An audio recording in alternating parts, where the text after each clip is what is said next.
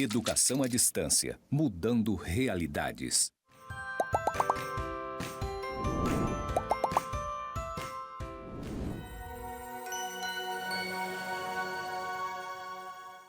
Olá pessoal, tudo bom? Quem está falando é o professor Riez Almeida. Queria fazer agora uma audiodescrição. Sou professor da disciplina de Gestão de Processos Educacionais. Estou com uma blusa azul, com uma calça azul escura, um sapato preto.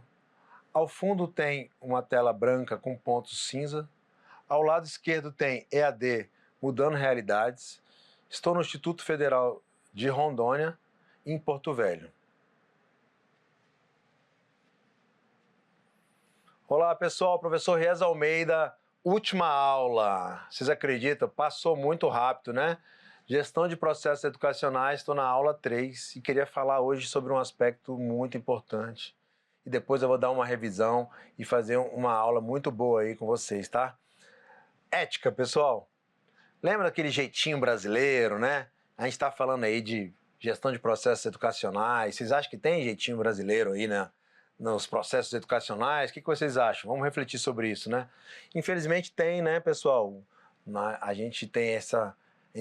falam que a gente herdou isso de Portugal, mas eu não sei, não tenho certeza, os historiadores falam isso, mas o jeitinho brasileiro sempre fica meio incomodado quando a gente tem esse negócio de ética, moral, e a gente está falando de gestão de processos educacionais, então essa é a ideia que a gente vai fechar a aula de hoje, e depois eu vou fazer um fechamento geral aí da disciplina, tá bom? Combinado? Vem comigo. Ética na educação, como é que é, pessoal? Respeito às singularidades. Pessoal, singularidades são particularidades, né? A gente tem que ter o cuidado de como que a gente vai, né, trabalhar na educação, né? Então, a ética exige que se vá além da mera tolerância, né, pessoal? Então, ético é você, na sala de aula, como professor, com aspecto aí de aula com alguém ligado aí à neurodivergência, você ser ético no sentido de tratar a qualidade do ensino mais alta do que se você for nivelar toda a turma porque tem alguém com espectro autista lá e você não vai conseguir dar uma aula, talvez, na tua visão de qualidade. Então, você tem que ser ético primeiro com você mesmo, né? Então, a gente sempre comenta que a ética, a moralidade, tem que partir de você, né? Então, o que significa isso? Significa que, por exemplo, você vai e busca novos caminhos aí ligados eu dou aula de matemática financeira, sou economista, e eu consigo ver como é que é essa parte da educação financeira, que vale a pena aplicar nisso, na Bolsa de Valores, isso, tal. Eu indico para as pessoas, mas eu mesmo não faço isso.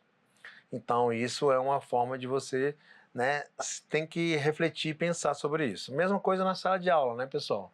A ética, ela é muito importante, então implica compreender que, por exemplo, quem tem o TEA é uma forma diferente de funcionamento do cérebro. Como eu falei aqui, não é uma doença. A gente tem que entender aí, futuros pedagogos, que o cérebro hoje em dia, por vários aspectos, se você olhar aí na internet, né, o espectro autista, por exemplo, ele tem, assim, historicamente, por vários motivos, ele está mudando o cérebro de várias pessoas. E como eu falei antes, tem muita gente que tem autismo, tem superdotação, tem hiperfoco, tem uns que não tem suporte que é 1, suporte 2, suporte 3, né? Então, a ética é isso, você compreender o que é a TEA, por exemplo, de forma diferente do funcionamento cerebral, ou seja, a divergência e que características individuais de cada aluno tem interesse, qual a sua sensibilidade. Então, às vezes, por exemplo, eu já tive aluno com o transtorno do espectro autista que tinha um super interesse para um determinado assunto da educação que eu dava. Então, sempre no final da aula, ele me perguntava mais coisas, eu sempre trazia e alimentava ele daquela, né, dele não ter aquele sossego, ele sempre buscando essa informação.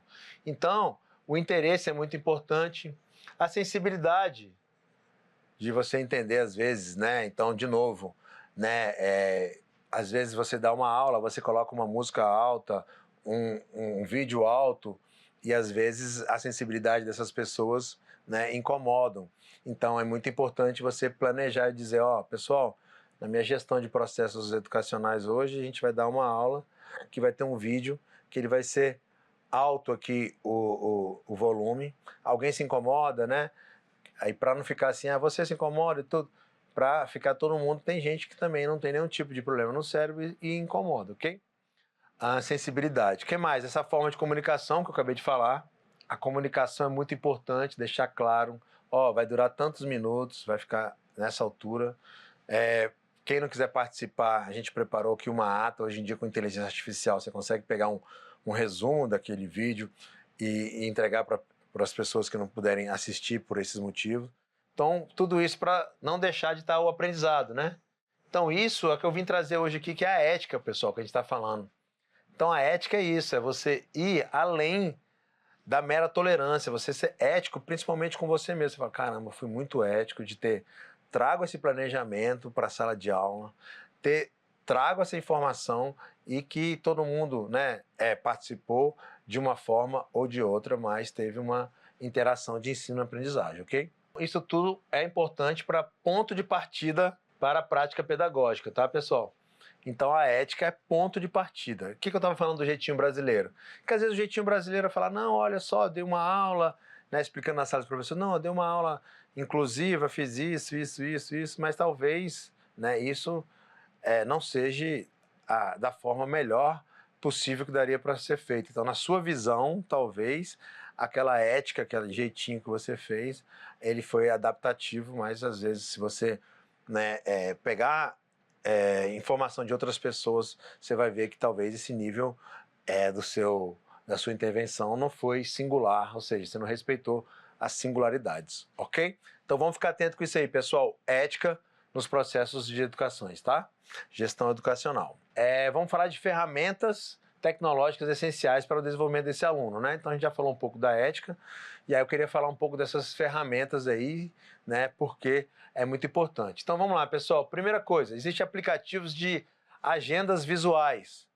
Então dá para a gente planejar para o pessoal da inclusão e para todos os alunos, dizendo, pessoal, vamos botar aqui no Google uma agenda, a aula de amanhã começa a tal hora, sobre tal assunto, já vai aparecer um despertador lá na sua agenda. Então, muito importante, temporizador. Por que isso, pessoal? Porque vocês sabem que hoje o mal da sociedade está ligado à ansiedade. Então, não é que pessoas só que estão ligadas à neurodivergência que tem muita ansiedade e tudo, né? Hoje em dia, por causa das redes sociais, aquele manda mensagem, a pessoa não responde, você fica ali preocupado. Então, também tem esse ponto aí de temporizador, ou seja, você colocar um tempo, esse vídeo vai durar tanto tempo, depois eu vou fazer os exercícios e no final eu vou fazer uma avaliação, eu vou fazer alguma atividade em grupo. Então é muito importante essas ferramentas, né? Tudo isso tem, pessoal, em aplicativos hoje, muito fácil da gente entender, né? Muito fácil da gente trazer esses elementos para a sala de aula. Outro ponto, checklist digital. Então, checklist de saber, hoje a gente vai fazer uma aula e uma visitação, uma visita técnica. Então, vamos lá fazer um checklist. Tem que levar água, tem que fazer isso. Dá para fazer isso tudo digital, antecipado, para que esteja esse planejamento e seja uma ferramenta digital. No celular de todo mundo aparece lá, Então tem que levar isso, bota um alarme. Hoje em dia, pessoal, uma ferramenta que eu queria trazer para vocês, né, que muita gente tem, que são aquelas Alexas, né?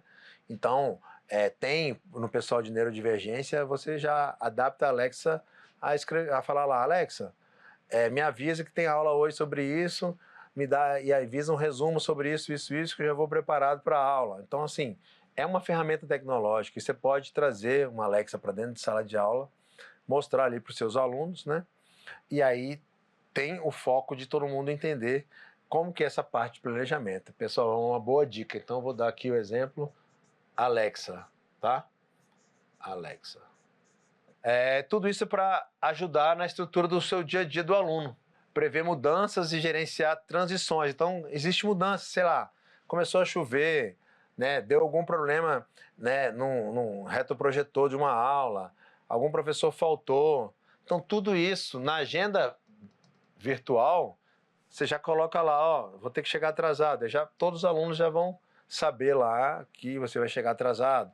Então é muito importante, né?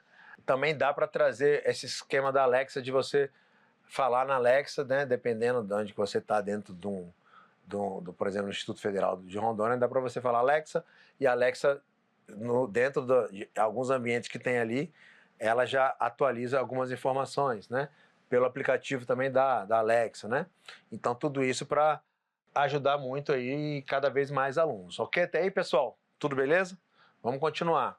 Plataformas interativas com jogos, tutoriais. Então, pessoal, tem várias plataformas hoje que tem aquela gamificação, que aí você pode indicar alunos que estão com dificuldade, talvez, né, em português. Então, vai lá, você faz né, tem aplicativos que você vai lá, ele faz um monte de aulas ali de português e ele nem está sentindo, porque são jogos. Ó, se você escrever certo tal palavra, você ganha um ponto. E eles adoram esse tipo de coisa, então a gamificação ajuda bastante nisso. Tutoriais também é muito importante, pessoal. Você deixar claro, ó, para você assistir, para você fazer esse checklist na sua agenda, você tem que usar agenda virtual aqui, né? Você tem que usar passo 1, tutorial, passo 2, passo 3, passo 4. E colocar um suporte, ó, um e-mail aqui de suporte, um telefone de suporte, né? Então isso ajuda muito nessas ferramentas tecnológicas, né? E elas podem ser ajustadas e ao ritmo e estilo de aprendizagem de cada aluno. Então você pode ter certeza que vai ajudar bastante esses alunos, né? Não só o pessoal que tem neurodivergência, como todo mundo no planejamento. Eu acho difícil, né, hoje em dia, quem não gosta de um planejamento, né? Você se planejar, como eu falei para vocês, eu adoro rotina, adoro viajar, mas você voltar para sua casa e ter uma rotina é muito bom, né? Não sei vocês, o que vocês acham? Escreve aí no YouTube, como é que vocês acham da rotina? É legal ou não é? Então, muita gente, a maioria gosta de planejar, né? Mesmo aqueles que não gostam, que vão aquele meio em cima da hora, mas eles sabem que tem um planejamento ali, acho que traz um conforto para todo mundo, né? Beleza, pessoal? Vamos avançando aqui então. O que mais? O que pode ser mais aí essencial nessa ferramenta para o desenvolvimento do aluno, né? Preciso destinar recursos para aquisição de materiais adaptados, a formação de profissionais e contratação de apoio especializado. Opa! Falamos agora de dinheiro.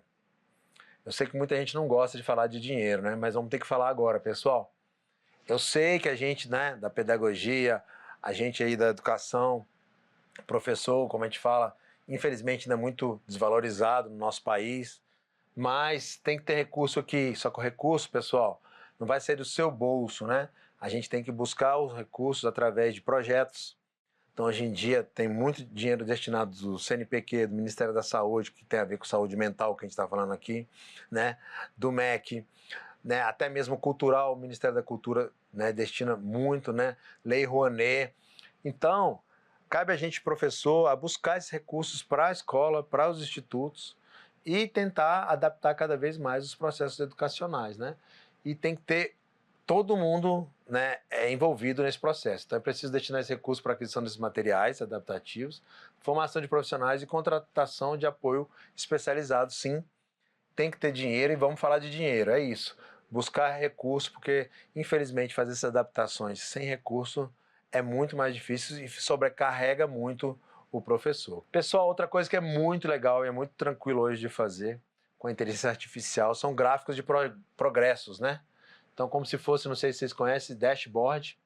Você pode colocar lá na inteligência artificial, você pega ali um Excel que você fez a avaliação dos alunos, e você coloca, ó, dá uma olhada aí, coloca, faz um gráfico aí de progresso dos alunos dos últimos bimestres. Aí ele vai lá e faz. O que mais? Relatório detalhado que ajuda a identificar pontos fortes e áreas que precisam de mais suporte. Então, né, pessoal, como a gente sabe, existe na administração existe uma ferramenta chamada matriz SWOT, que ela mostra os pontos fracos, os pontos fortes, né? As ameaças e os desafios. Então você pode fazer isso como quais são os seus pontos fortes, né, dessas ferramentas. Porque, como eu falei para vocês, né, essas ferramentas elas não são o fim, elas são os meios. Então o meio você tem que acompanhar. Será que foi legal? Então, por exemplo, eu dava uma aula com uma ferramenta aí que é muito legal, tudo que chama Picles, né? É Plicker.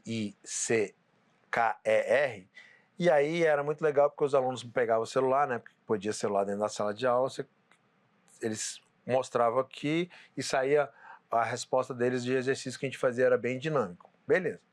Só que aí depois eu comecei a usar bastante isso e ficou muito, entre aspas, eles chamavam de chato. Porque tudo eu queria fazer isso, né? Então a gente tem que tomar esse cuidado, né? Para identificar se isso é um ponto forte, um ponto fraco, né? Então é muito importante a gente falar sobre isso, beleza? O que mais, pessoal? Um diário visual. Apoiar alunos com TEA, por exemplo, na organização da rotina, ajuda bastante na sala de aula, né? Então, além dessas ferramentas, você pegar e dar um suporte inicial para esses alunos é muito interessante, ajuda muito o desenvolvimento do aluno.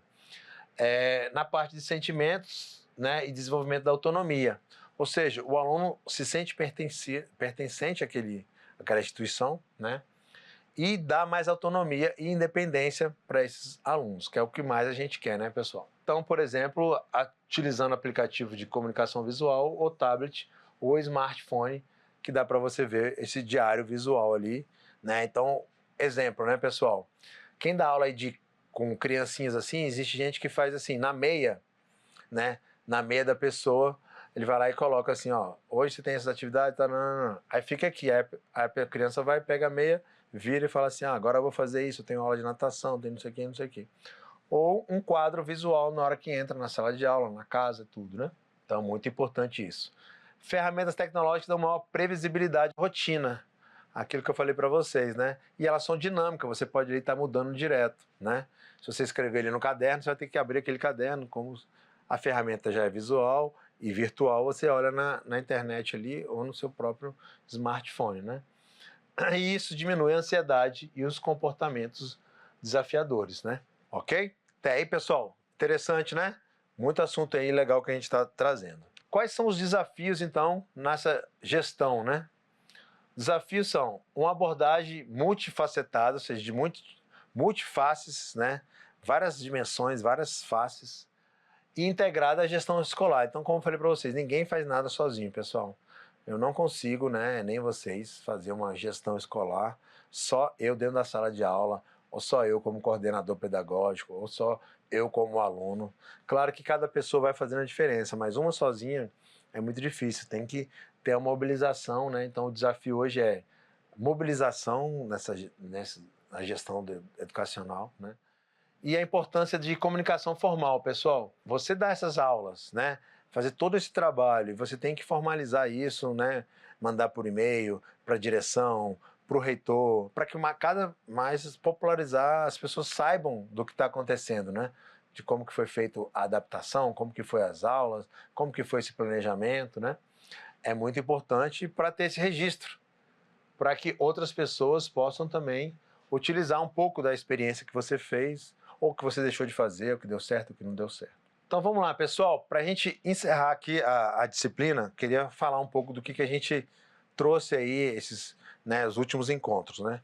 Então a gente falou da disciplina de gestão de processos educacionais e da importância dessa disciplina ser inclusiva, ou seja, dela estar passando no momento hoje de que está todo mundo com vários e vários aspectos aí ligado, por exemplo, a talvez, né, saúde mental, né, o pessoal que está tendo aí neurodivergência, que é espectro autista, TDAH, TOD, entre outros transtornos, né? Então, a ideia foi a gente avançar, aperfeiçoar, né, a gestão de processos educacionais, principalmente inclusivo. Por quê, pessoal? Cada vez mais está tendo mais pessoas com espectro autista, como eu falei. O espectro aumentou bastante, então tem professores, tem diretores, tem alunos. Nós podemos ter, a gente talvez não faça ainda o diagnóstico, por isso talvez a gente não saiba, né?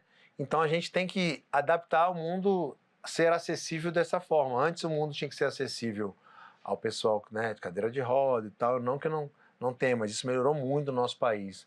Mas hoje a acessibilidade, ela é ser inclusiva nesse sentido, né? Na gestão dos processos educacionais, estarem voltados principalmente para essa adaptação. Então essa adaptação, ela vem através de toda a gestão escolar, né? Todos os professores, os diretores, né? A parte das redes, né? Redes de ensino federal, estadual, municipal, a parte que a gente falou aqui da política nacional inclusiva, a política, né, de cada local regional e principalmente as leis, né? Porque a lei, ela formaliza também e ajuda bastante em receber recursos. Então a gente falou aqui de dinheiro, tem que buscar recurso para ter uma sala adaptativa, né, fisicamente, né, ter mobilidade com as outras pessoas para criar, né, recursos tecnológicos, né, para, né, ter essa previsibilidade, esse planejamento da sala de aula, né, ou seja, ter uma rotina pré-estabelecida, organizada, usar tecnologia para isso, né? Então, a ideia dessa disciplina foi essa, espero que vocês tenham gostado, né? Sou o professor Rias Almeida e queria agradecer demais esses momentos que vocês estão aí com a gente, beleza? Valeu, pessoal!